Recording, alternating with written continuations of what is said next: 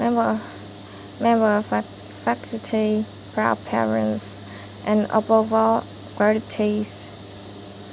The first thing I would like to say is thank you. Not only has Harvard given me an extraordinary honor, but the weeks of fear and nausea I have endured. And the thought of giving this commencement address have made me lose weight. A win-win situation. Now all I have to do is take a deep breath, screen the red banners, and convince myself that I am in the world's largest Gryffindor reunions.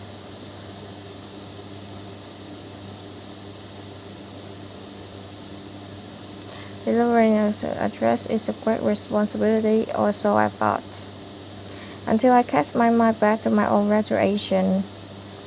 The commencement speaker that day was distinguished British philosopher Baroness Mary Warnock.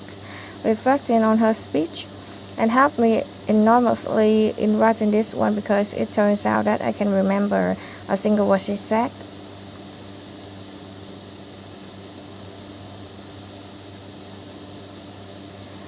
The liberating discovery enabled me to proceed without any fear I might inadvertently influence you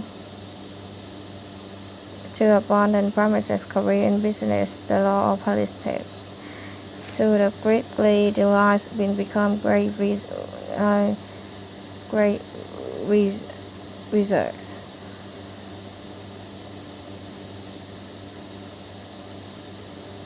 You see, if all you remember the years I come to Great Wizard, I come out had Barry Mary not.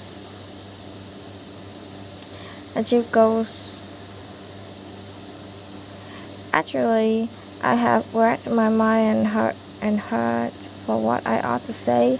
I have asked myself, and I wish I had to know my own graduation. And an important lesson I have to learn in 21 years that have inspired between the day and this. I have to come up with two answers. Well, on this wonderful day we have together to celebrate your academic success, I have decided to talk to you about the benefits of failure. And as you stand with there's the threshold, I want to explore the crucial importance of imagination.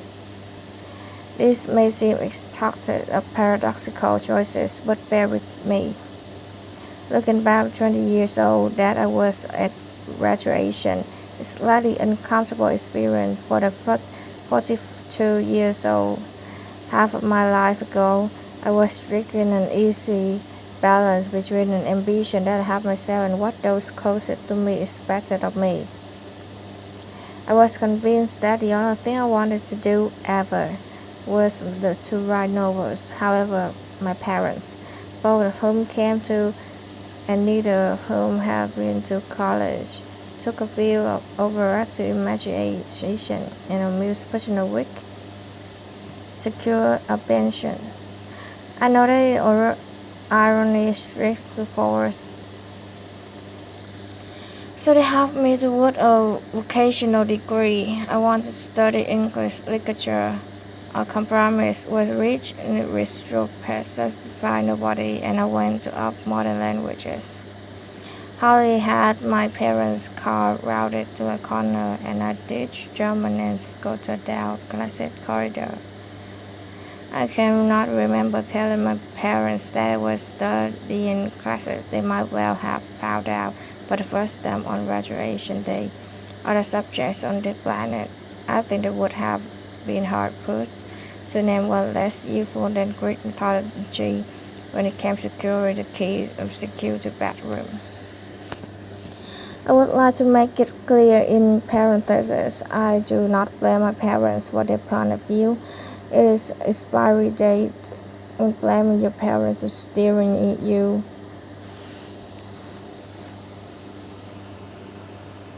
The moment you are old enough to take a wheel, responsibility lies with you.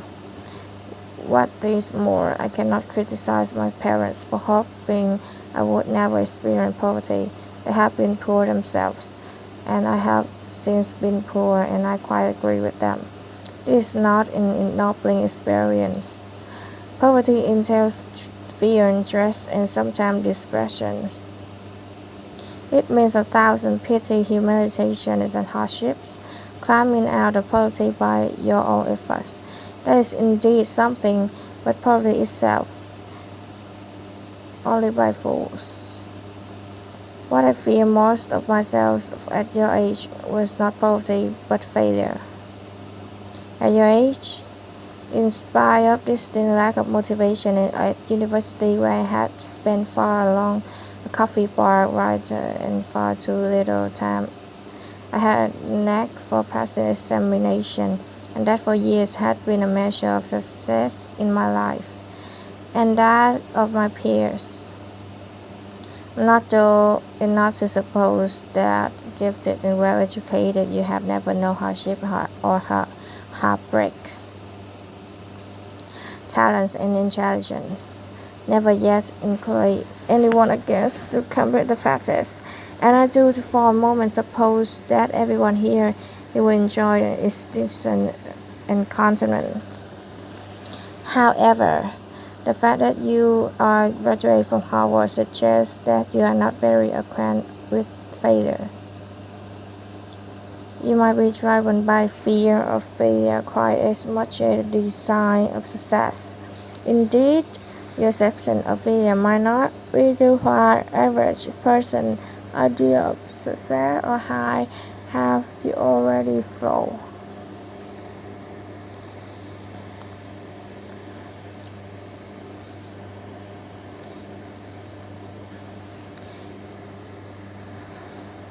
So I think it's fair to say that by any conversion, the mere 7 years after my graduation day, I had failed on every scale. An exceptionally short-lived marriage had imploded, and I was jobless, a lone parent, and I suppose it's possible to be a mother without being homeless. The fear that my parents had had for me and I that had had for myself had both come to pass, and by every usual standard I was the biggest failure I knew. Now I am going to stand here and tell you that failure is fun. The period of my life was a dark one, and I had no idea that the press has since presented as a kind of fairy tale illusion. I had no idea that how far the tunnel extended, and for a long time in the light in the end was a hope rather than a reality. So I do talk about the benefit of value, simply because value means a stripping away in the essential. I stopped pretending to myself that I was anything other than what I was, and began to decide into finishing the only work that mattered to me. Had I really succeeded in anything, I might never have found the determination. Succeed is one, and I was set free, because my greatest fear has been realized, and I was still alive. And I still had a daughter whom I adored, and I had an old typewriter and a big idea. So rock bottom became a solid foundation on which I rebuilt my life. You might never fail on the scale I did, but some failure in time it is impossible to live without failing at something, unless you live so cautiously that you might as well not have, in which case you fail by default. Failure gave me an inner security that I had never attained by passing examinations. Failure taught me things about myself that I could have learned no other ways. I discovered that I had a strong will, more discipline than I have suspected. I also found out I had friends whose value was truly above the price of rupees.